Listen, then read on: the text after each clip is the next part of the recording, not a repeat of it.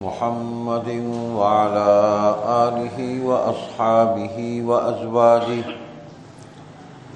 وذرياته وأتباعه وبارك وسلم تسليما كثيرا كثيرا. أعوذ بالله من الشيطان الرجيم. بسم الله الرحمن الرحيم. وَلْتَكُن مِّنكُمْ أُمَّةٌ يَدْعُونَ إِلَى الْخَيْرِ وَيَأْمُرُونَ بِالْمَعْرُوفِ وَيَنْهَوْنَ عَنِ الْمُنكَرِ وَأُولَئِكَ هُمُ الْمُفْلِحُونَ. وَلَا تَكُونُوا كَالَّذِينَ تَفَرَّقُوا وَاخْتَلَفُوا مِن بعد ما جاءهم البينات وأولئك لهم عذاب عظيم. صدق الله مولانا العظيم وصدق رسوله النبي الصادق الوعد الأمين. اللهم صل على محمد وعلى آل محمد كما صليت على إبراهيم وعلى آل إبراهيم إنك حميد مجيد. اللهم بارك على محمد وعلى آل محمد كما باركت على إبراهيم وعلى آل إبراهيم إنك حميد مجيد. بزرگوں، بھائیو، عزیزو، اللہ تبارک و تعالیٰ کا بے پناہ احسان اور اس کا فضل و کرم ہے کہ اس ذات کریم و رحیم نے ہمیں اپنے آخری نبی اور آخری رسول سیدنا محمد رسول اللہ صلی اللہ علیہ وسلم ان کی امت میں پیدا فرمایا. ایسا رسول، ایسا نبی کہ جن پر اللہ تعالیٰ نے اپنی کتاب کو مکمل فرمایا، دین و شریعت کو مکمل فرمایا، نبوت و رسالت کو مکمل فرمایا. ایک انسان کے لیے اللہ تعالیٰ کے ہاں جتنے بھی بلند درجات ہیں، سب سے بلند درجے پر حضور پر نور صلی اللہ علیہ وسلم کو فائز فرمایا. اور ہم جو آپ علیہ الصلاۃ والسلام کی امت میں شامل ہیں، ہمیں حکم یہ دیا کہ ہماری کامیابی اس دنیا کی اور آخرت کی صرف اور صرف حضور صلی اللہ علیہ وسلم کی اتباع و فرما برداری میں ہے. جو حکم دیا اس کو تسلیم کریں اور اس پر عمل پیرا ہو جائیں، جس بات سے منع کیا اس سے رک جائیں. قرآن کریم انسان کے لیے، اس کی پوری زندگی کے لیے ایک ضابطہ حیات ہے، قانون ہے، دستور ہے، اور تمام زمانوں کے لیے کافی ہے، اس لیے کہ کتاب مکمل ہو گئی. تو اللہ تبارک و تعالیٰ نے ایمان والوں کے لیے بھی اس میں ہدایات رکھی ہیں، اور حضور علیہ الصلاۃ والسلام کے ذریعے ہم نے سنوائی ہیں. اور انکار کرنے والے کفار و مشرکین، یہود و نصارہ اور جتنے بھی منکرین ہیں، ان کے لیے سخت سزاؤں کا بھی اعلان ہے. ان کے لیے جہنم کی وعیدیں بھی ہیں اور ایمان والوں کے لیے جنت کی خوشخبریاں بھی ہیں. حضور صلی اللہ علیہ وسلم کو بشیر اور نذیر بنا کر بھیجا کہ آپ ایمان والوں کو، فرما برداری کرنے والوں کو، اپنے گناہوں پر توبہ کرنے والوں کو جنت کی خوشخبری اور بشارت سنا دیں. اور جو لوگ آپ کی نافرمانی کر رہے ہیں، مجھے تسلیم نہیں کرتے، میرے رسول کو تسلیم نہیں کرتے، میری کتاب کو تسلیم نہیں کرتے، اس قانون کو ماننے سے انکار کرتے ہیں، اپنی منمانی کرتے ہیں، اپنی خواہش کو، اپنی ذاتی رائے کو انہوں نے مذہب اور دین کا درجہ دے دیا ہے اور میری بغاوت پر اتر آئے ہیں، ان سے فرما دے کہ میں آخرت میں تم سے نمٹ لوں گا۔ دنیا کی زندگی میں نے ہی دی ہے، رزق تو میں نے ہی دینا ہے، لیکن اس کا حساب لوں گا، اور میرا حساب بڑا سخت ہے، بڑا کڑا حساب ہے، اس کے سامنے کوئی نہیں ٹھہر سکے گا۔ یہ چوتھا پارہ ہے اور سورہ آل عمران ہے۔ اس کی 104 اور 105 دو آیتیں میں نے آپ کے سامنے تلاوت کی ہیں۔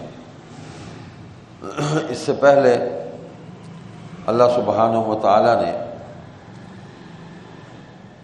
ایمان والوں سے یہ فرمایا اس سے پہلی آیتوں میں، وَاعْتَصِمُوا بِحَبْلِ اللَّهِ جَمِيعًا وَلَا تَفَرَّقُوا، اور مضبوط پکڑو رسی اللہ کی سب مل کر اور پھوٹ نہ ڈالو۔ وَاذْكُرُوا نِعْمَتَ اللَّهِ عَلَيْكُمْ، اور یاد کرو احسان اللہ کا اپنے اوپر، اذ کنتم اعداء فالف بین قلوبکم فاصبحتم بنعمتہ اخوانا، جبکہ تھے تم آپس میں دشمن، پھر الفت دی تمہارے دلوں میں، اب ہو گئے اس کے فضل سے بھائی۔ تو اس میں ایمان والوں سے یہی کہا کہ اللہ کی رسی یعنی قرآن کریم کو مضبوطی سے تھام لو، قرآن کے حکم جو ہیں ان کو تسلیم بھی کرو اور اپنے عمل کے اندر اس کو جاری بھی کرو، اس کا اظہار کرو۔ قرآن میں نماز کا حکم ہے تو نماز کیسے پڑھنی ہے، ہمارے عمل کے اندر یہ حکم ظاہر ہونا چاہیے، نماز پڑھ کر اس حکم کو ظاہر کیا جائے۔ قرآن کریم میں زکوٰۃ کا حکم ہے تو زکوٰۃ ادا کر کے اس عمل کو ظاہر کیا جائے کہ میں نے یہ عمل پورا کر دیا۔ قرآن کریم میں روزہ رکھنے کا حکم ہے تو روزہ رکھ کے اس عمل کا اظہار کیا جائے کہ اللہ میں نے تیرے حکم کو پورا کیا، اپنی استطاعت کے مطابق روزہ رکھ لیا۔ حج کا حکم ہے تو جب فرض ہو جائے تو حج کر کے اس حکم پر عمل کا اظہار کیا جائے۔ اللہ تعالیٰ نے صرف ہمیں یہ دین سننے اور پڑھنے کے لیے نہیں عطا فرمایا، عمل کے لیے عطا فرمایا ہے۔ اس کو پڑھنا، اس کو سننا سمجھنے کے لیے ہے، جب سمجھ آ جائے تو پھر اس پر عمل ہے۔ تو صحابہ کرام کو حضور صلی اللہ علیہ وسلم نے سنایا بھی، سمجھایا بھی دین، کتاب اللہ سنائی، کتاب اللہ پر عمل کر کے دکھایا، اور پھر صحابہ کو عمل کا حکم دیا، صحابہ نے حضور کی نگرانی میں اس پر عمل کیا۔ تو اللہ تعالیٰ نے اپنی رضا کا اعلان کر دیا اور ان کے لیے جنت کا جو ہے وہ اعلان فرما دیا کہ یہ سب لوگ جنتی ہیں، ان کی توبہ قبول ہو گئی، میں نے ان کی معافی کو قبول کر لیا، انہوں نے فرما برداری کی انتہا کر دی، میرے محبوب صلی اللہ علیہ وسلم سے محبت میں یہ اپنے کمال پر پہنچ گئے، اور یہ نعمت بھی میں نے ان کو عطا کی ہے۔ اللہ کے چنے ہوئے تھے، اللہ کے نبی صلی اللہ علیہ وسلم کی سنگت، رفاقت، صحبت، ان سے نفع اٹھانے والے اللہ نے خود چنے کہ براہ راست وہ آپ سے نفع اٹھائیں۔ تو یہ جو اللہ کی رسی ہے کتاب اللہ، اس کو مضبوطی سے تب ہی پکڑا جا سکتا ہے کہ ہم انفرادی طور پر تو کام کرتے ہیں، کلمہ پڑھ لیا، مان لیا، نماز پڑھ لی، لیکن اجتماعی زندگی کے اندر بھی ہم دوسرے اپنے مسلمان بھائیوں کو بھی اپنے اس عمل خیر کے اندر شامل کریں۔ خود دین سیکھا تو اب دوسروں کو سکھائیں۔ خیرکم من تعلم القرآن وعلمہ، تم میں بہترین ہے وہ آدمی جو خود قرآن کریم کو سیکھے پھر دوسروں کو سکھائے۔ تو اگلی آیتوں میں اللہ پاک فرما رہے ہیں وَلْتَكُن مِّنكُمْ أُمَّةٌ يَدْعُونَ إِلَى الْخَيْرِ، اور چاہیے کہ رہے تم میں ایک جماعت ایسی جو بلاتی رہے نیک کام کی طرف، وَيَأْمُرُونَ بِالْمَعْرُوفِ وَيَنْهَوْنَ عَنِ الْمُنكَرِ، اور حکم کرتی رہے اچھے کاموں کا اور منع کریں برائی سے، اور وہی پہنچے اپنی مراد کو، یعنی وہ کامیاب ہو گئے۔ وَأُولَٰئِكَ هُمُ الْمُفْلِحُونَ، اور اس سے اگلی آیت میں فرمایا وَلَا تَكُونُوا كَالَّذِينَ تَفَرَّقُوا وَاخْتَلَفُوا مِن بَعْدِ مَا جَاءَهُمُ الْبَيِّنَاتُ وَأُولَٰئِكَ لَهُمْ عَذَابٌ عَظِيمٌ، اور مت ہو ان کی طرح جو متفرق ہو گئے اور اختلاف کرنے لگے بعد اس کے کہ پہنچ چکے ان کو حکم صاف، اور ان کو بڑا عذاب ہے۔ اب پہلی بات یہ ہے کہ اللہ کی رسی کو مضبوطی سے تھامنا، اتحاد، اتفاق، یکجہتی، یہ ساری جو کیفیات ہیں، جو نعمتیں ہیں، یہ تب ہی حاصل ہو سکتی ہیں کہ ہم مل جل کے اس کام کو کریں۔ جیسے اس آیت میں فرمایا کہ ایک جماعت ایسی ہونی چاہیے تمہارے اندر جو نیک کام کی طرف لوگوں کو بلاتی رہے۔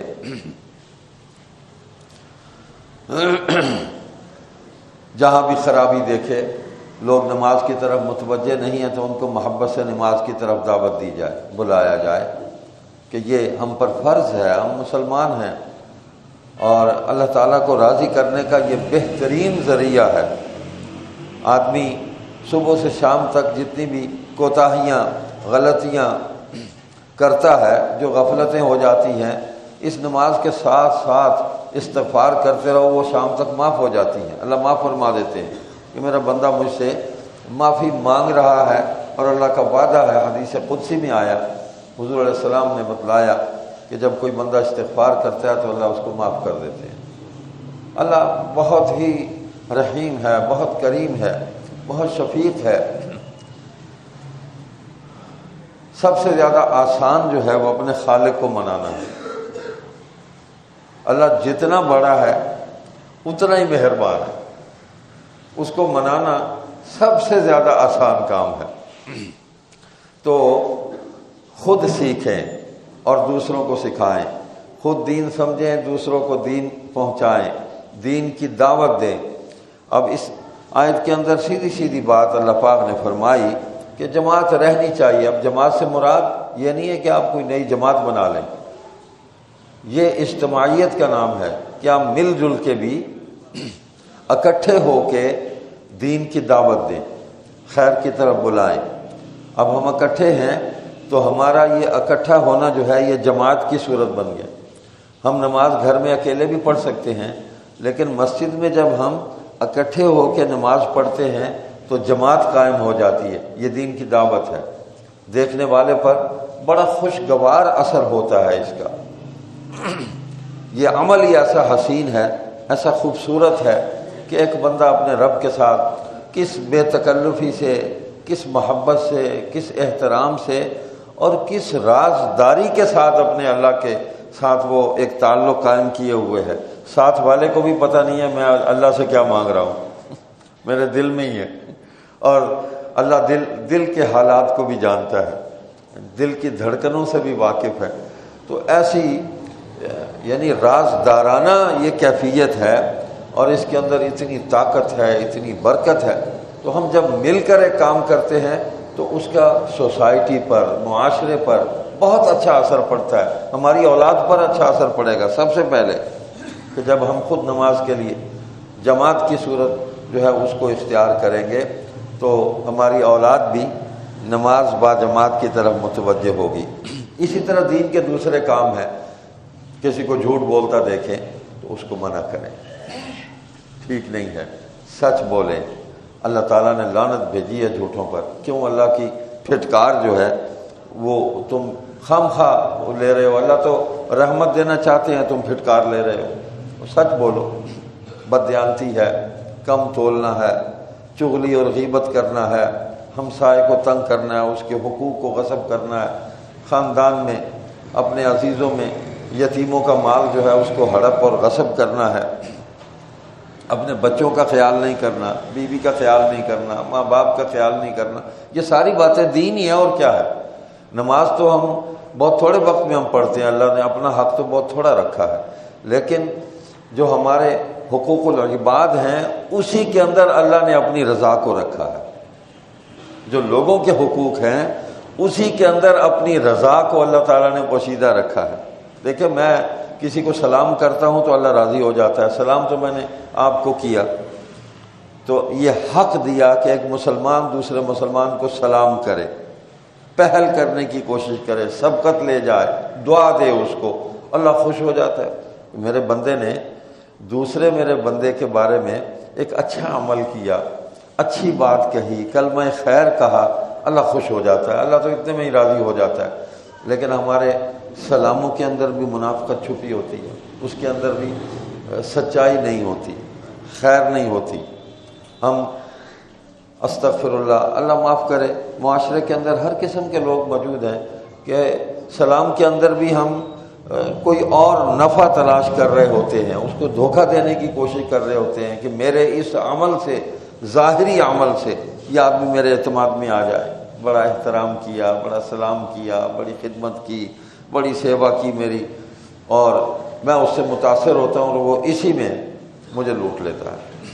روز واقعات ہوتے ہیں، روزانہ، اور لاکھوں کی تعداد میں ایسے واقعات ہوتے ہیں، اور یہ شیطان کے نقش قدم پر چلنے والی بات ہے۔ تو اجتماعیت کو قائم کرنا، یہ ہے اصل بات۔ عمومی طور پر کوئی گمراہی پیدا ہو گئی، کوئی فتنہ کھڑا ہو گیا، اس فتنے سے ہم اگر باخبر ہو گئے ہیں تو مسلمانوں کو باخبر کرنا ہم پر واجب ہے۔ ہم پر واجب ہے کہ ان کو باخبر کریں کہ یہ گمراہی ہے، ہمارا ایمان جو ہے لٹ جائے گا، برباد ہو جائے گا۔ اور یہ حضور صلی اللہ علیہ وسلم کی سنت ہے، آپ کا عمل مبارک ہے، اور آپ کی فرما برداری میں صحابہ کا عمل ہے۔ نبی اکرم صلی اللہ علیہ وسلم نے دین کی دعوت دی، یدعون الی الخیر، خیر اور بھلائی کی طرف بلانا، دین ہی تو بھلائی ہے، الدین النصیحہ، دین خیر خواہی ہے، دین بھلائی ہے۔ تو بھلائی کی طرف مخلوق کو بلانا، مخلوق کی اس سے بڑی خیر خواہی کوئی نہیں ہو سکتی کہ کسی آدمی کو آپ بھلائی کی طرف بلا لیں، اس کو امن اور سکون اور سلامتی کے راستے پر اس کو دعوت دے دیں۔ نبی اکرم صلی اللہ علیہ وسلم نے دعوت دی، بلایا ان کو کہ یہ سلامتی کا راستہ ہے، اور سلامتی صرف اس جہان کی نہیں ہے، اگلے جہان کی بھی سلامتی ساتھ ہے، مکمل سلامتی ہے، مکمل حفاظت ہے، اللہ کی رضا ہے، آخرت میں انعام ساتھ ہے۔ سب کچھ کھول کھول کے حضور اکرم صلی اللہ علیہ وسلم سناتے رہے، اور صحابہ بھی اسی طرح حضور علیہ السلام کی اتباع میں حضور کے حکم سے دین کی دعوت اور تبلیغ کے لیے نکلتے تھے، اور خیر اور بھلائی اور مل جل کے یہ کام کرتے تھے۔ مشہور واقعہ ہے، واقعہ رجی اس کو کہتے ہیں۔ حضور صلی اللہ علیہ وسلم کے پاس وہ یہودیوں میں سے ایک آدمی آیا، اور اس نے کہا کہ تبلیغ کے لیے ہمارے قبیلے میں کچھ صحابہ کو بھیجیں، اور تاکہ وہ آ کے آپ کے پیش کیے ہوئے دین کو وہاں پہنچائیں، ان کو دعوت دیں اور وہ مسلمان ہو جائیں۔ وہ ایک صحابی کے گھر 2-3 دن رہا بھی، وہ اعتماد بحال کیا کہ میں مسلمان ہوں اور میں چاہتا ہوں میری قوم جو ہے وہ بھی مسلمان ہو جائے۔ تو نبی اکرم صلی اللہ علیہ وسلم نے صحابہ کو مامور کیا، اس میں حضرت عاصم بھی تھے، حضرت خبیب بھی تھے، ایک اور بھی تھے، غالباً حضرت عبداللہ نام تھا، کہ آپ جائیں۔ تو وہ جب ان کو لے کے گئے تو وہاں جا کے ان کو انہوں نے قتل کرنے کا ارادہ کر لیا، استغفر اللہ۔ تو حضرت عاصم کو انہوں نے شہید کیا، ایک دوسرے تھے ان کو بھی شہید کیا۔ حضرت خبیب جو ہیں ان کو فروخت کر دیا، وہ کسی نے اپنا غلام بنا لیا، مکہ لے گئے۔ اللہ اکبر۔ حضرت عاصم کی جو لاش ہے اس کی بے حرمتی کی کوشش کی تو اللہ تبارک و تعالیٰ نے اس کی حفاظت فرمائی، اس کو غائب کیا۔ تو حضرت خبیب رضی اللہ تعالیٰ عنہ ان کو کہتے تھے مکہ کے مشرکین کہ تم محمد الرسول اللہ کہنا چھوڑ دو، اس کلمے کو چھوڑ دو، لا الہ الا اللہ کو چھوڑ دو، ہم تمہیں چھوڑ دیتے ہیں۔ انہوں نے کہا یہ نہیں ہوگا، انہوں نے کہا ہم تمہیں سولی پر لٹکا دیں گے اور تمہارے جسم کے ٹکڑے ٹکڑے کر دیں گے، ہم کیل ٹھوک ٹھوک کے نا، تمہارا کچھ نہیں بچے گا۔ اس نے کہا یہ کوئی میرے لیے مشکل راستہ نہیں ہے کہ میں یہاں سے گزر جاؤں، لیکن اس کو اگر چھوڑ دیا نا تو میں برباد ہو جاؤں گا، کلمہ نہیں میں چھوڑ سکتا، جو مرضی کر لو۔ تو حضرت خبیب رضی اللہ تعالیٰ عنہ ان کو سولی پر چڑھانے سے پہلے انہوں نے پوچھا کہ کوئی خواہش؟ انہوں نے کہا 2 رکعت پڑھنی ہے وضو کر کے، موت سامنے ہے، یقین ہے کہ میں جا رہا ہوں، ابھی چند لمحوں کے بعد میں نہیں ہوں اس دنیا میں۔ تو یہ ہے وہ یقین جس کو ایمان کہتے ہیں نا، ایمان کا معنی یقین کے ہے کہ وہ سامنے میرے لیے جنت ہے، آخرت ہے، اللہ کی رضا، اللہ کے نبی صلی اللہ علیہ وسلم کی رضا ہے، میرا کوئی کچھ نہیں بگاڑ سکتا۔ یہ موت تو وہاں تک پہنچنے کا ایک ذریعہ ہے، اس کو عبور کر کے میں وہاں پہنچ سکتا ہوں۔ تو 2 نفل پڑھے، اللہ اکبر۔ تو وہ سولی پر لٹکایا تو وہ دعا کر رہے تھے، یا اللہ اس وقت تیرے سوا میرا کوئی نہیں ہے، سارے کے سارے میرے دشمن ہیں، سب میرے دشمن ہیں، مجھے مار رہے ہیں اور میں ابھی تیرے پاس پہنچنے والا ہوں۔ ایک تو ان کو تو کافی ہو جا جو مجھ پر ظلم کر رہے ہیں، تو کافی ہو جائے ان کو۔ اور دوسری میری آخری خواہش یہ ہے کہ حضور خاتم النبیین رحمت للعالمین صلی اللہ علیہ وسلم کی خدمت میں میرا سلام پہنچا دے، میرا درود، میری صلاۃ، میرا سلام آپ کی بارگاہ میں پہنچا دے میرے مولا، یہ آخری خواہش ہے۔ تو اللہ تبارک و تعالیٰ نے حضرت خبیب رضی اللہ تعالیٰ عنہ کا صلاۃ و سلام حضور صلی اللہ علیہ وسلم کی بارگاہ میں فرشتے کے ذریعے پہنچا دیا، اور یقیناً منظر بھی دکھایا ہوگا، نبی کے سامنے سے سب رکاوٹیں ہٹا دی ہوں گی اللہ تعالیٰ نے، سب پردے ہٹ گئے ہوں گے، دیکھو تمہارا فداکار، تم سے محبت کرنے والا کس طرح جان دے رہا ہے، لیکن آپ کی محبت کو وہ ایک لمحہ کے لیے بھی چھوڑنے کو تیار نہیں ہے۔ اس کیفیت میں بھی سلام بھجوایا اس نے۔ تو حضور صلی اللہ علیہ وسلم نے جواباً سلام فرمایا کہ خبیب پر اللہ کی سلامتی ہو، اللہ کی رحمت ہو، السلام علیکم ورحمۃ اللہ وبرکاتہ۔ میرا تو ایمان یہ ہے کہ فرشتہ حضور کا سلام مبارک لے کر خبیب کے پاس واپس آیا ہوگا، اس کو سنایا ہوگا کہ آپ کے محبوب کریم صلی اللہ علیہ وسلم نے آپ کا یہ جواب دیا ہے۔ تو خبیب کی روح پرواز کر گئی، وہ مہینے تک وہاں انہوں نے لاش لٹکائی رکھی کہ لوگوں کے لیے عبرت ہو۔ اس کو کچھ بھی نہیں ہوا، نہ اس میں کیڑے پڑے، نہ اس میں بدبو پیدا ہوئی، لوگ دیکھتے تھے حیران ہوتے تھے۔ پھر انہوں نے ارادہ کیا کہ اس کو اتار کے اس کی بے حرمتی کی جائے۔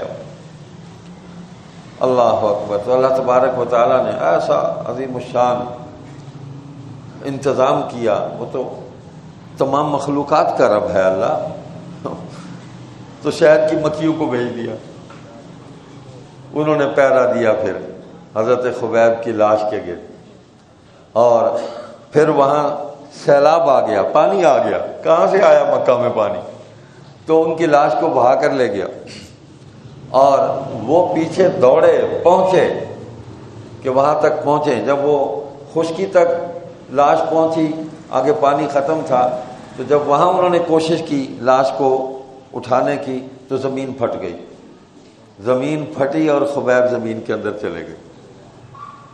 تو دیکھیں دعوت کا، دین پہنچانے کا کام جو ہے وہ اللہ کے نبی صلی اللہ علیہ وسلم نے بھی کیا اور ان کے صحابہ نے بھی کیا، اور اس حد تک قربانیاں دے کر کیا کہ جان جاتی ہے چلی جائے لیکن دین آگے پہنچائیں گے۔ اور وہ اکٹھے ہو کر جماعت کی صورت میں گئے تھے، یہی ہے کہ تمہارے اندر ایک جماعت رہنی چاہیے۔ 3 گئے تھے تو تینوں اللہ کے راستے میں شہید ہو گئے، لیکن دین کہاں پہنچا؟ ان کی قربانی جو ہے وہ اللہ نے کیسے قبول کی، آج تک ہم ان کا ذکر خیر کر کے اپنے ایمان جو ہیں ان کو طاقت دیتے ہیں، ہمارے ایمان تازہ ہوتے ہیں، ہمارے دل منور ہوتے ہیں، اور اللہ پاک فرما رہے ہیں کہ نیکی کا حکم کرتی رہے، برائی سے روکتی رہے۔ ہم انفرادی طور پر بھی نیکی کا کام کر سکتے ہیں، اجتماعی طور پر بھی نیکی کا کام کر سکتے ہیں۔ انفرادی تو یہ ہے کہ میں اپنے گھر کے اندر نیکی کا اہتمام کروں، اور میرے اختیار میں جہاں دفتر میں، بازار میں، گھر میں، اپنی فیکٹری میں، کمپنی میں، جہاں بھی جو لوگ میرے اختیار میں ہیں، میرے زیر دست ہیں، میرے ملازم ہیں، میں ان کو نماز کا حکم کروں، میں ان کو سچ بولنے کا حکم کروں، میں ان کو دیانتداری کے ساتھ معاملات کو چلانے کا حکم کروں، یہ میری انفرادی ذمہ داری بھی ہے، اجتماعی ذمہ داری بھی ہے۔ اور مجھے اگر اختیار ملتا ہے ملک پر، قوم پر، تو پھر تو میری ذمہ داری اور بڑھ جاتی ہے کہ میں جو ضابطہ حیات ہے، جو ابدی قانون ہے کتاب اللہ، اور جو اس کی تشریح ہے اس آئین الہی کی، حدیث رسول اللہ صلی اللہ علیہ وسلم اور سنت رسول اللہ صلی اللہ علیہ وسلم، جو عملی اظہار ہے اس کا، قوانین پر عمل درآمد کا، میں اس کا اہتمام کروں اپنی استطاعت کے مطابق۔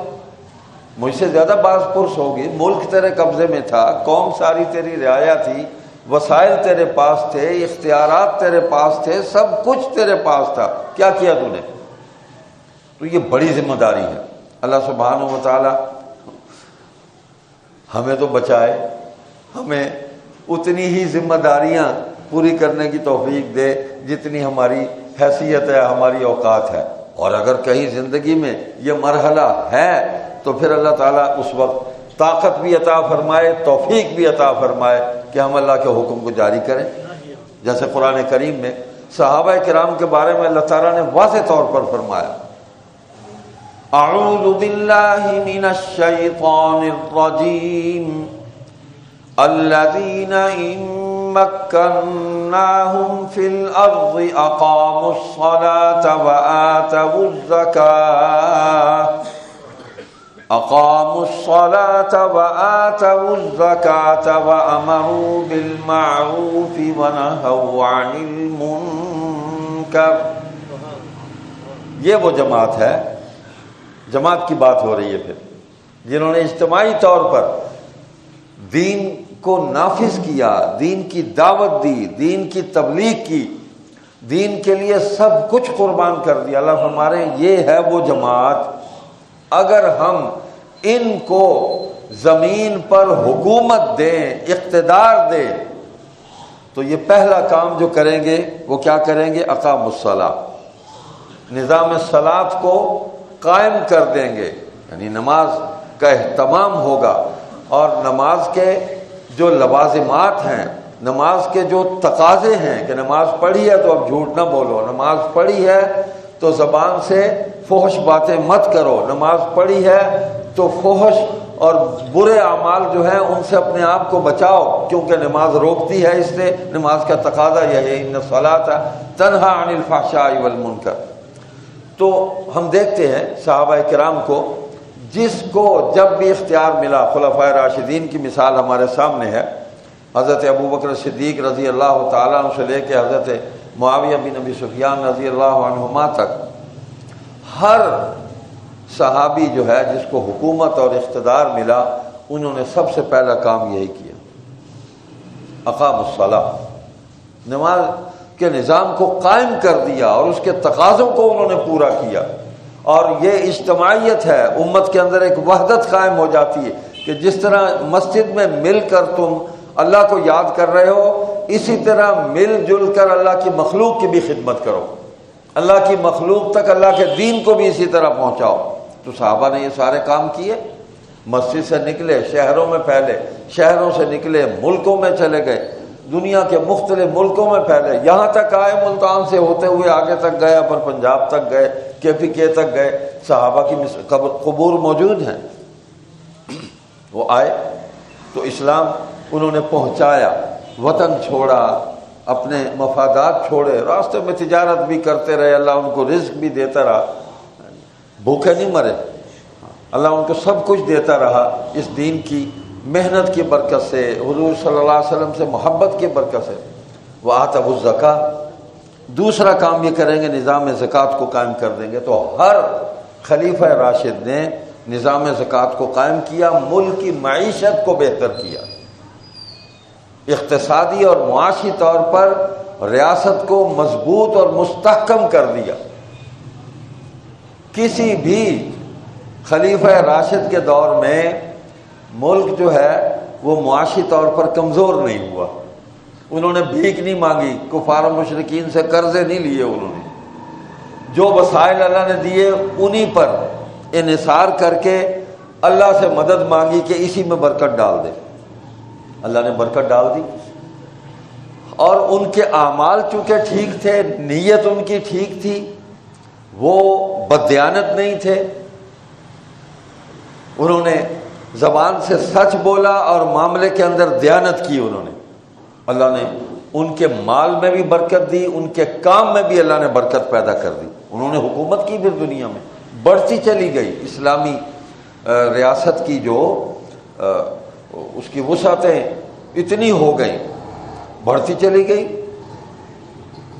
اللہ اکبر. حضرت معاویہ رضی اللہ تعالیٰ عنہ کے دور میں 65 لاکھ مربع میل پر اسلام کی حکومت قائم تھی. یورپ کے ملک اس کے اندر آ گئے تھے، یا آپ کے یہاں کے افغانستان، یہاں تک ایران، وہ روم جو ہے وہ ادھر یورپ تھا، فرانس تک اسلام کی حکومت قائم تھی. یہ حضرت معاویہ کا دور ہے. تو وہ کیسے ہو گیا؟ انہوں نے کسی سے قرضہ بھی نہیں لیا، کسی سے بھیک نہیں مانگی. انہوں نے اتنا مال دیا اللہ نے کہ رات کو حکومتی ہرکارے، حکومتی کارکن، خادم ریاست کے گلیوں اور محلوں میں آوازیں لگاتے تھے کہ کوئی بیمار ہے تو بتلاؤ، ہم اس کے پاس اگر وسائل نہیں ہم اس کی دوا کا انتظام کرتے ہیں، اس کو طبیب کے پاس لے کے جاتے ہیں.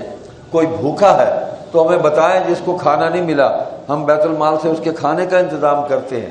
کوئی کسی کے گھر مہمان کو آیا ہے اور اس کے لیے نہیں ہے کھانا، یا اس کے سونے کے لیے جگہ نہیں ہے، انتظام نہیں ہے، بتاؤ ہمیں، ہم پھر رہے ہیں، ہم اس کے لیے کھانے کا، اس کے سونے کا، اس کی مہمانداری کا ہم پورا انتظام کریں گے.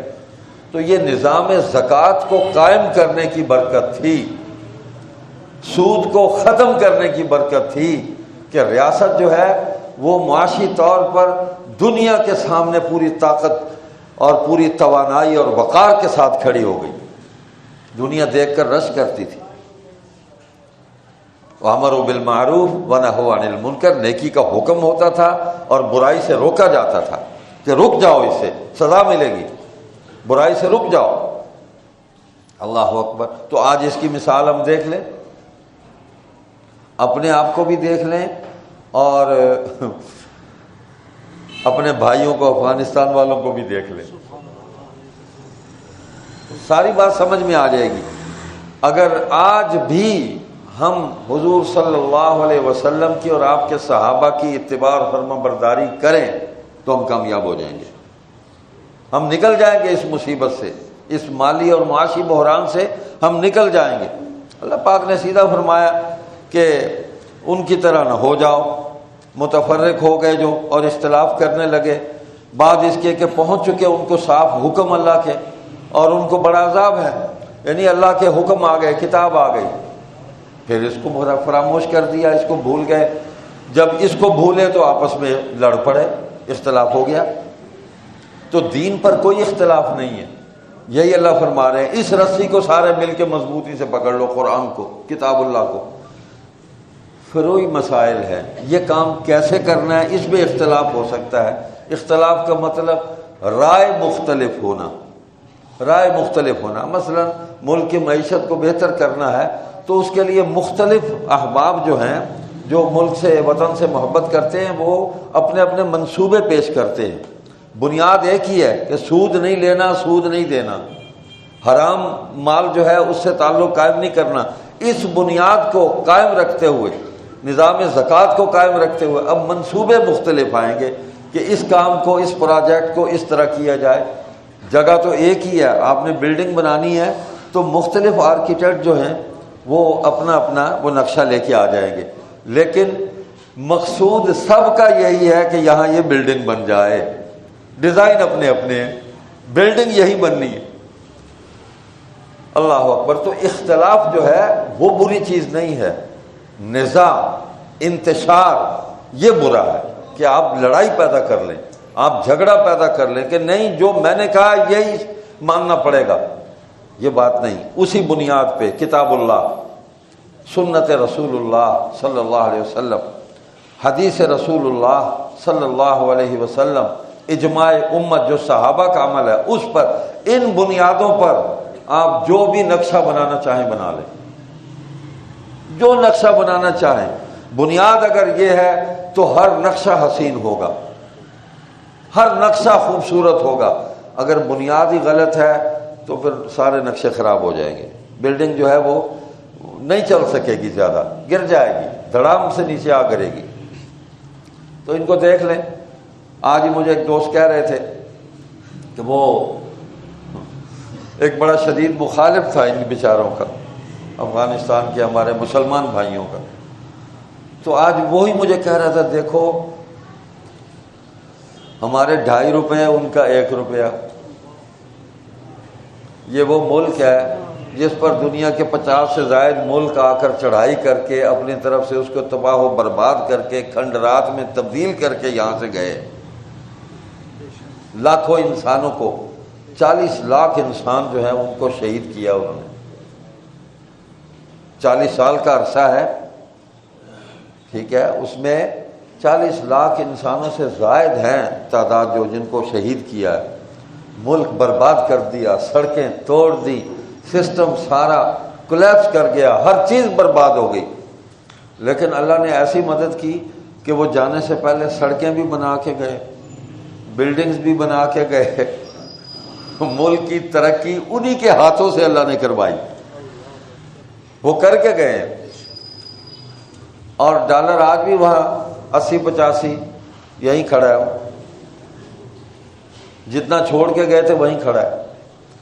اگلا کام کیا ہے کہ انہوں نے اپنے ہمسایہ ملکوں سے اور دیگر جو ممالک ہیں ان سے انہوں نے معاہدے کیے، انہوں نے معاشی معاہدے کیے ہیں، اقتصادی معاہدے کیے ہیں، وہ تیل لے رہے ہیں، گیس لے رہے ہیں، اپنی ضروریات کو پورا کر رہے ہیں، لیکن بیس لا الہ الا اللہ محمد الرسول اللہ اس سے 1 انچ بھی پیچھے نہیں ہٹے۔ بس اتنی سی بات ہے، کوئی فتنہ دین کے خلاف وہ برداشت نہیں کر سکتے، قبول ہی نہیں ہے، اس پر کوئی کمپرومائز ہے ہی نہیں۔ اللہ کے دین نے حکم دیا ہمیں، اللہ نے اپنی کتاب کے ذریعے، پردہ ہے عورت کا، وہ پردہ لازم ہے، عورت کام کرے جہاں کام کر سکتی ہے، اس پابندی کے ساتھ حیا، شرم، عزت، عفت، عصمت، یہ جتنی بھی یہ بلند نعمتیں ہیں ان کو ساتھ رکھ کے عورت کام کرے جائے، ضرور کرے کام، عورتوں میں کام کرے، اسکولز ہیں، کالجز ہیں، یونیورسٹیز ہیں، اس میں وہ کام کر رہی ہیں، پڑھا بھی رہی ہیں۔ لیکن انہوں نے ایک اصول جو ہے وہ سامنے رکھا قرآن کا کہ عورت کی کفالت، بچوں کی کفالت، ان کی ذمہ داری، نان نفقہ مرد کے ذمہ ہے۔ الرجال قوامون علی النساء، قرآن کہتا ہے عورتوں پر، مردوں کو جو ہے وہ قوی بنایا گیا، طاقتور ان کو بنایا گیا ہے، فوقیت دی گئی ہے ان کو، اس لیے کہ مرد ہر جگہ جا سکتا ہے، مرد ہر جگہ کام کر سکتا ہے، زیادہ اس کے اندر طاقت اور قوت ہے، وہ محنت کر سکتا ہے۔ وہ تمہارے ذمہ ہے اپنے بال بچوں کی، ان کی پرورش کرنا، ان کے کھانے کا انتظام کرنا، ان کے رہائش کا انتظام کرنا، ان کی تعلیم کا انتظام کرنا، ان کی تربیت کا انتظام کرنا، ان کے علاج معالجہ، یہ سارا تمہارے ذمہ ہے، یہ ان کے ذمہ نہیں ہے۔ پیدا تم نے کیے تو تمہارے ذمہ ہی ہے۔ تو مقابلہ کر کے بھی دیکھ لیا ہم نے کہ ہم کہاں پہنچے ہیں۔ آپ دیکھ لیں، ہم تسفل اور ذلت کی انتہا تک پہنچ گئے ہیں، اور پھر عذاب بھی ہم پر آ گیا ہے۔ اللہ معاف کرے، یہ عذاب کی ایک ایسے جھلک سی ہے، عذاب پورا نہیں ہے۔ استغفر اللہ، کون ہے جو اللہ کے عذاب کو برداشت کر سکتا ہے؟ ممکن ہی نہیں ہے، بالکل ممکن نہیں ہے۔ تو اللہ تعالیٰ نے اس امت کو بہترین امت بنایا ہے پچھلی ساری امتوں کے مقابلے میں، اور یہ جو دین کی دعوت ہے یہ اسی لیے ہے کہ دین مکمل ہو گیا، دین مکمل ہو گیا۔ اس سے آگے 2-3 آیتیں چھوڑ کے آگے اللہ پاک فرما رہے ہیں، اعوذ باللہ من الشیطان الرجیم کنتم خیر امۃ اخرجت للناس تأمرون بالمعروف وتنہون عن المنکر وتؤمنون باللہ، تم ہو بہتر سب امتوں سے جو بھی بھیجی گئی عالم میں، اس دنیا میں جتنی بھی امتیں آئی ہیں ان میں سب سے بہتر تم ہو۔ کیوں ہو؟ تأمرون بالمعروف، حکم کرتے ہو اچھے کاموں کا، وتنہون عن المنکر، منع کرتے ہو برے کاموں سے، وتؤمنون باللہ، اور ایمان لاتے ہو اللہ پر، یقین رکھتے ہو اللہ پر۔ ایمان کا مطلب یہ نہیں ہے کہ بس اللہ وحدہ لا شریک، مان لیا جی بس ٹھیک ہے۔ اللہ تعالیٰ کو اس کی تمام صفات، اس کے تمام حکموں کے ساتھ، جو وہ حکم ہمیں کر رہا ہے اس کے ساتھ تسلیم کرنا ہے۔ جس جس کام کا حکم دیا کرنے کا اس کو کرنا ہے، جس سے روکا ہے اس سے رکنا ہے، خود بھی رکنا ہے، دوسروں کو بھی رکنے کی ترغیب دینی ہے۔ وتواصوا بالحق وتواصوا بالصبر، ایک دوسرے کو حق کی تلقین کرتے رہو، مشکلات آئیں گی تو ایک دوسرے کو صبر کی بھی ساتھ ساتھ تاکید کرتے رہو۔ صبر پر اللہ کی رضا ہے، اللہ کا اجر ہے۔ ان اللہ مع الصابرین، بے شک اللہ صبر کرنے والوں کے ساتھ ہے۔ اور یہ بھی ہے استعینوا بالصبر والصلاۃ، مدد لو صبر سے اور نماز سے، دو ہتھیار ہیں مومن کے۔ آج ہم نے ان ہتھیاروں کو چھوڑ دیا، بے صبرے ہو جاتے ہیں۔ ہم نے صبر بھی چھوڑ دیا، نماز بھی چھوڑ دی، تو اللہ کی رحمت کیسے متوجہ ہوگی؟ کیسے متوجہ ہوگی؟ یہ تو پھر اللہ کی مہربانی ہے، وہ ہمیں رزق بھی دے رہا ہے، ہمیں سلامتی بھی دے رہا ہے، ہمیں صحت بھی عطا فرمائی ہے۔ ہم نماز بھی نہیں پڑھ رہے پھر بھی وہ ہمیں سب کچھ دے رہا ہے۔ ہم بے صبری کا بھی اظہار کرتے ہیں، اللہ کی نعمتوں پر شکر نہیں کرتے، بے صبری کرتے ہیں، اور جو نعمتیں مل گئی ہیں ان پر شکر ادا نہیں کرتے، اگلی مانگتے ہیں ہم۔ تو نتیجہ بھی سامنے ہے، ہمارے کاموں میں برکت ختم ہوگی، وقت میں برکت ختم ہو گئی، مال میں برکت ختم ہو گئی، اولادیں ہماری نافرمان ہو گئی ہیں، نہیں مانتی ہماری بات۔ اسی لیے کہ ہم خود دین پر عمل نہیں کر رہے تو ان سے کیسے ہم اچھائی کی توقع کر سکتے ہیں؟ جب ہم خود دین پر عمل کریں گے تو ہماری اولادیں بھی ہمارے ساتھ شامل ہو جائیں گی۔ تو یہ دین مکمل ہو گیا۔ اسی لیے اس دین کی دعوت کا اللہ نے حکم دیا، نبوت مکمل ہو گئی حضور صلی اللہ علیہ وسلم کی ذات پر، اسی لیے اسی دین کی دعوت اور تبلیغ کا حکم دیا گیا۔ اگر کسی اور نبی نے آنا ہوتا تو پھر اس کتاب کی، اس شریعت کی، حضور صلی اللہ علیہ وسلم کی سنتوں کی، آپ کے اسوہ حسنہ کی، اس کی دعوت اور اس کی تبلیغ کا ہمیں حکم نہ ہوتا کہ یہ امت یہی کام کرے۔ ہمیں کسی اور کے متعلق بتلایا جاتا کہ کوئی اور آئے گا تو پھر اس کے ساتھ تم نے چلنا ہے اور اس کی شریعت پر عمل کرنا ہے۔ جس طرح حضور علیہ السلام سے پہلے جتنے انبیاء اور رسول تشریف لائے علیہم الصلوات و تسلیمات، اس دنیا کے اندر ہر نبی نے حضور صلی اللہ علیہ وسلم کی آمد کی خبر دی ہے کہ وہ آئیں گے، اور اپنی امتوں سے یہ کہا کہ اگر ہم مر گئے اور وہ آ گئے تو ہم تمہیں نصیحت کرتے ہیں کہ ان کے ساتھ دینا، ان کا حکم ماننا، ان کی اطاعت کرنا، ان کی فرما برداری کرنا۔ سیدنا عیسیٰ علیہ السلام نے واضح طور پر فرمایا، قرآن کریم نے ان کے وہ کلمات بھی درج کیے اور نام بھی بتا دیا، من بعد اسمہ احمد، میرے بعد جو آئیں گے ان کا نام احمد ہوگا۔ عیسیٰ علیہ السلام نے نام بھی بتلایا۔ تو دیکھو اگر وہ آ جائیں تو ان کی فرما برداری کرنا۔ حضور علیہ السلام نے پچھلوں کی خبر دی، اپنی خبر دی، وہ بھی نبی تھے، رسول تھے، میں بھی آخری نبی اور رسول ہوں، لیکن میرے بعد اب کوئی نہیں ہے، ان کی بھی تصدیق کرو، میری بھی تصدیق کرو، ان پر بھی ایمان لاؤ، مجھ پر بھی ایمان لاؤ، میرے بعد کسی نے نہیں آنا، اس کا کوئی تصور نہیں ہے، بس میری ہی شریعت چلے گی، میری ہی سنت چلے گی، میرا ہی اسوہ چلے گا، میری ہی تعلیم چلے گی، میرے ہی عطا کیے ہوئے اخلاق جو ہیں وہ اس دنیا میں چلیں گے۔ جو تہذیب اور تمدن میں نے تمہیں دیا ہے کسی کے پاس نہیں ہے، یہی چلے گا دنیا کے اندر۔ اور تمام زمانے میرے ہیں، ہر زمانے کے لوگ میری اتباع کر کے اللہ کو راضی کر سکتے ہیں اور جنت میں جا سکتے ہیں، اور کوئی نہیں ہے کہ جو نبوت کے مقام پر فائز ہو کر اپنی اتباع اور اپنی فرم برداری کا حکم دے۔ بات ختم ہو گئی۔ تو فتنے اٹھتے آئے، حضور کے دور میں بھی اٹھے، بعد میں بھی اٹھے، اب بھی اٹھ رہے ہیں۔ آج 21 اکتوبر ہے، تو یہی دن تھے، 1934 تھا، اور مجلس احرار اسلام ہماری جماعت، اس کو 93 برس ہو گیا، قادیان میں ختم نبوت کا علم لہرایا تھا۔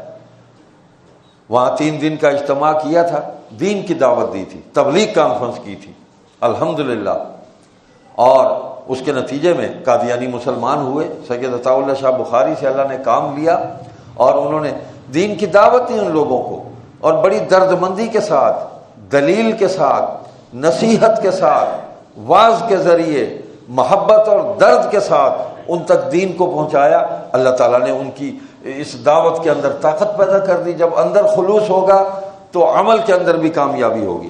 آج تک وہ تسلسل چلا آ رہا ہے، الحمدللہ آپ کی جماعت موجود ہے، اور مجلس احرار اسلام دین کی دعوت کا خاص طور پر عقیدہ ختم نبوت کے تحفظ، حضور صلی اللہ علیہ وسلم کے مقام اور منصب کو لوگوں کو بتانا، سمجھانا، کہ دیکھنا کہیں کوئی شیطان تمہیں دھوکہ نہ دے جائے، کوئی تمہارے ساتھ کوئی ہیرا پھیری کر کے تمہارا ایمان نہ لوٹ جائے، تمہارے دل سے حضور کی محبت معمولی سی بھی اس نے کم کر دی نا تو زوال شروع ہو گیا، بربادی شروع ہو گئی۔ بس یہ محبت لافانی ہونی چاہیے، اس کے اندر کوئی کمی نہیں آنے دینی چاہیے، جس درجے میں بھی موجود ہے اس کو بچا لیا جائے، اس کو بچا لیا جائے۔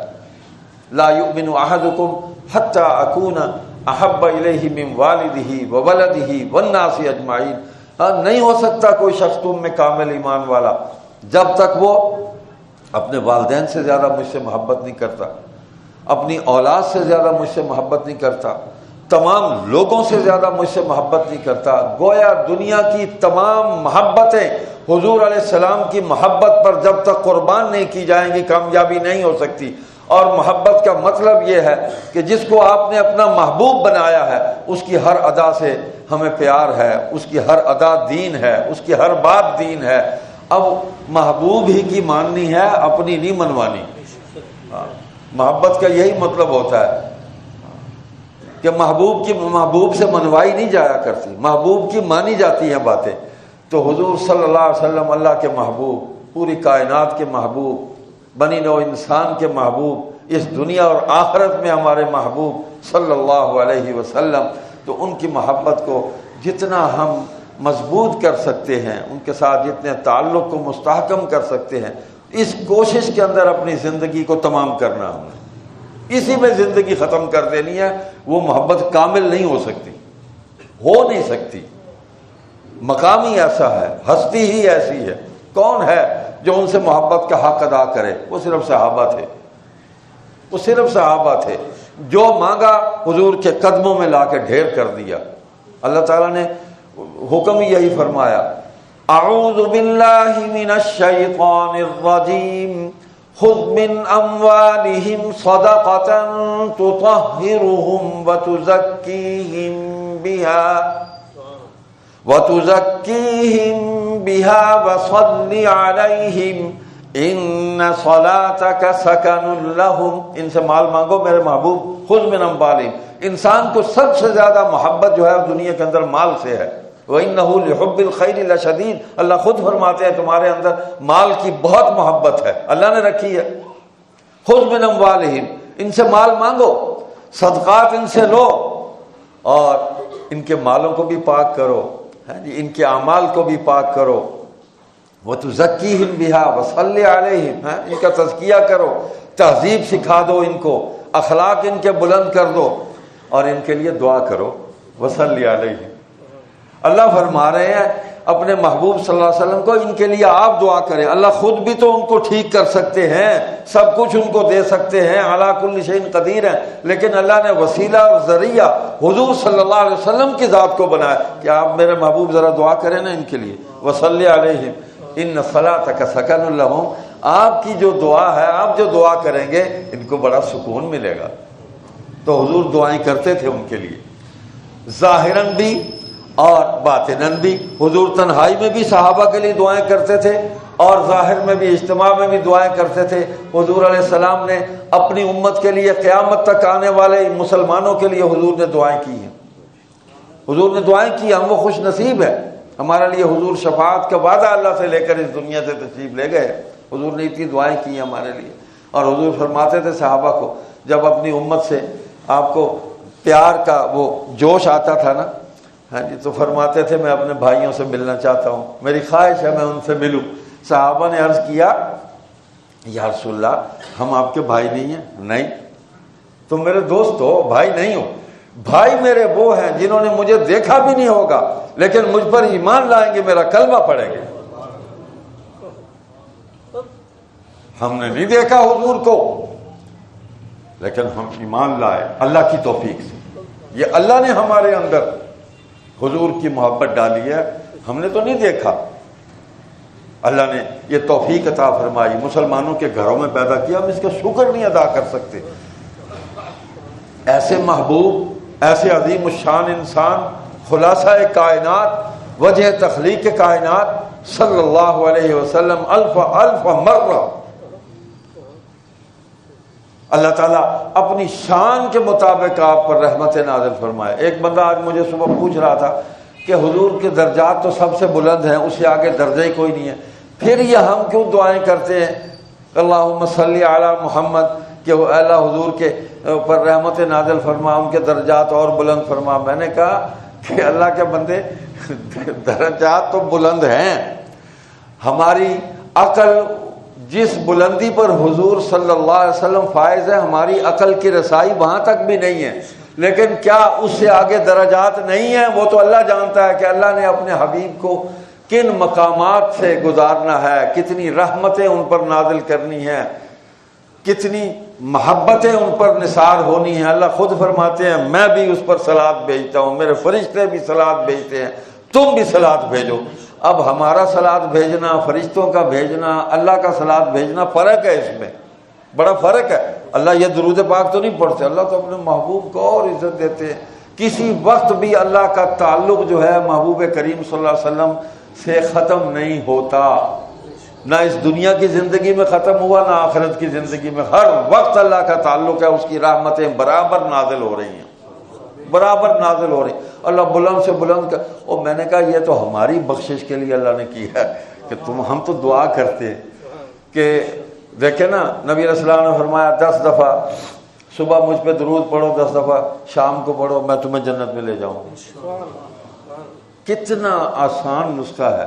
میں نہیں سمجھتا جو آدمی محبت سے، خلوص دل سے حضور کی ذات پر 10 دفعہ صبح اور 10 دفعہ شام درود پڑھتا ہے، وہ ایک تو دنیا میں گناہوں سے بھی اس کی حفاظت اللہ فرمائیں گے، اس درود کی برکت سے حفاظت ہوگی اس کی، اس کے اعمال کے اندر جو ہے وہ اخلاص آئے گا، اس کے اندر دین آ جائے گا، اور وہ جنت میں جانے والا بن جائے گا۔ حضور ایسے تو نہیں لے کے جائیں گے، وہ ایسا بن جائے گا اس درود کی برکت سے، حضور اس کو لے جائیں گے کہ آ جاؤ۔